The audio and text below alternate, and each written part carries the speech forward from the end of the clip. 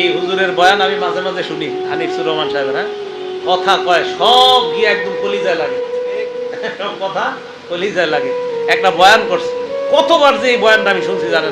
এই বাপ, তোমরা যারা চিন্তা করো না, তোমরা বলো না বাজান, বলো না। এই দরদি ভাই চিৎকার করে বললাম, তুমি যদি বলো তোমার পায়ে ধরতে, আমি পায়ে ধরতে রাজি। তুমি যদি বলো তোমার জড়িয়ে ধরে কাঁদতে, আমি কাঁদতে রাজি। তুমি বলো কেন আল্লাহর সাথে রাগ করলাম, কেন আল্লাহর সাথে রাগ করলাম, কেন আল্লাহর সাথে নারাজ হইলা, কেন সেজদা কপালে জুটলো না, কেন মালিকের সাথে সারাদিনের এত কিছুর বিনিময়ে আল্লাহ তাআলা একটা মিস কল দিলে, 2 সেকেন্ডের একটা মিস কল দিলে বন্ধু তুমি টের পাও তোমার মোবাইলে মিস কল আসছে। এত বড় মসজিদে 6টা মাইকের হরন দিয়া আল্লাহু আকবার বলে তোমারে ডাক দেয়, তোমার একটাবারও কানে লাগে না, বিবেকে লাগে না। তোর মতো সত্য ডাকাত, তোর মতো পাষাণ বেটার কে হইতে পারে? কথা বলেন না কেন?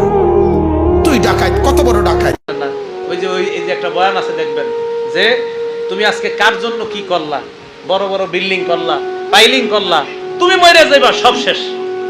এটা জানেন না? এত হিট করছে এই বয়ান, দিলে হিট করে। কি কইল উনি?